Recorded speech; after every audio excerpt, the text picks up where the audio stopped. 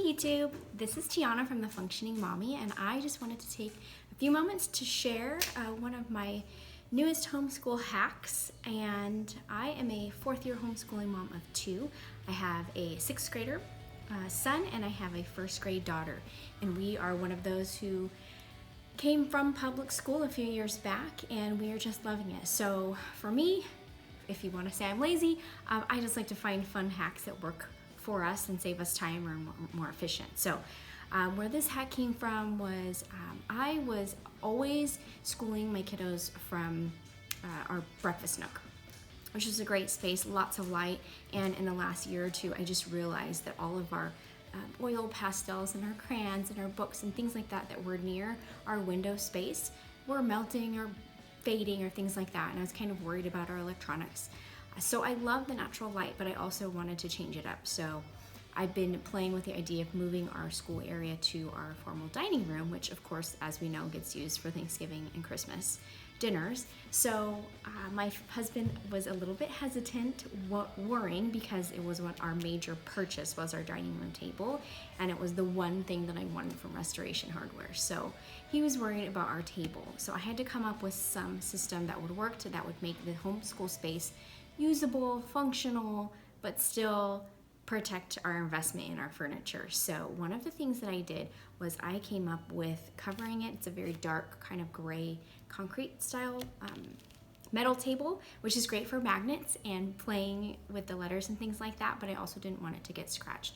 So I covered it up with a really pretty just Target table cover, and then of course I didn't want the table cover to get dirty, so I covered it with a vinyl table cover.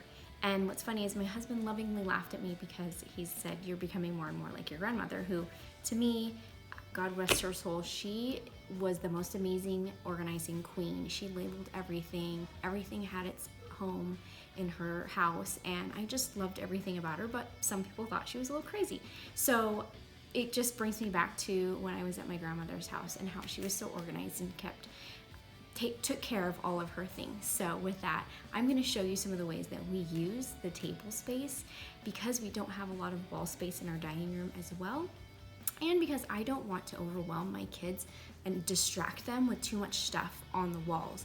And I know in a classroom setting there's a lot of things on the wall, but I wanted to draw it down, and so not have too much to where their eyes are kind of too distracted around our walls. So I hope you guys enjoy this homeschool hack.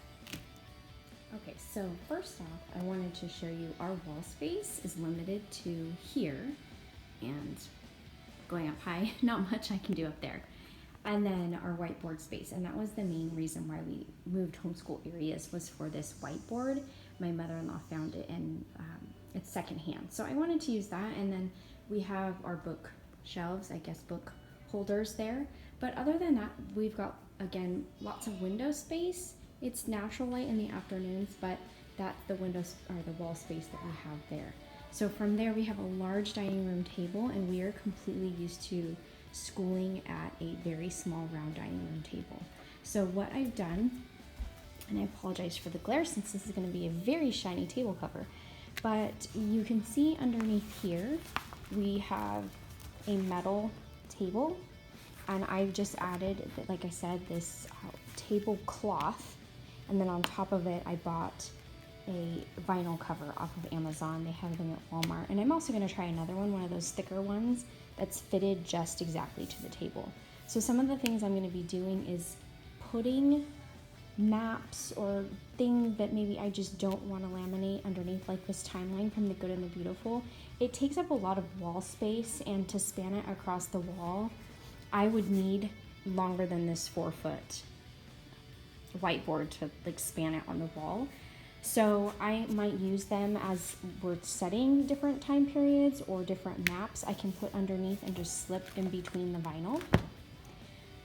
Some of the other things I am doing, if you have seen at the Vanilla Tulip or Ashley at Grace and Grit, they recently came out with this beautiful fall bundle. These pictures are gorgeous, and instead of laminating everything that maybe I just want to use for a month or two or while we're doing a unit study, I can just put these pages underneath and have them for things that my kids can view or use or learn as they're in their working space, kind of like a placemat.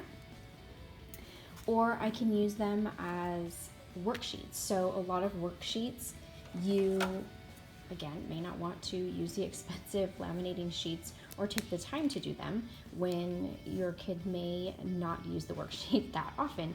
So something like this, to where they could be coloring in, the smaller number, right? They're gonna do this and they're gonna fill in the worksheet, something fun and quick, or if they mess up, it's so much fun for them to erase and, put in the correct answer. I think this would be a really fun way to do their schoolwork or worksheets, not on a piece of paper. And of course, they think they're getting away with something while they are getting to write on the table. The other thing is my son, who is in 6th grade. So for him, it might be, figuring out a problem, a long division problem, and being able to just do the calculation on the table and, easily being able to erase it, not grabbing binder paper out when he, just needs to do a quick calculation. This could be a really fun way for the kids to use the table. And you don't know me, but if you do, I am a longtime band math nerd, and for me, when I saw this tablecloth, the first thing that came to mind is that is the perfect music staff.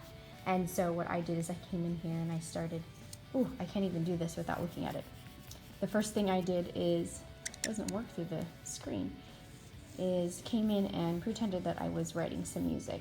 And how fun would this be to study music right there on your built-in music staff, and understanding that, musical notes on the line, musical notes in between the lines, have different meanings. So I just thought that would be a fun way to use this space. And there are so many other ways we could be doing this.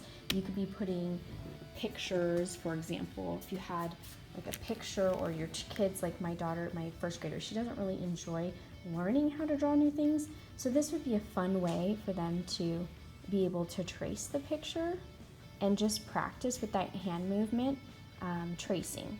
So I don't know, put in the comments and tell me if you guys think of some fun other ways you can utilize this space with the vinyl and dry erase markers. So hope you guys enjoy it, and I'm excited for our next school year, 2020-21, as we dive into this new homeschool hack. Bye guys.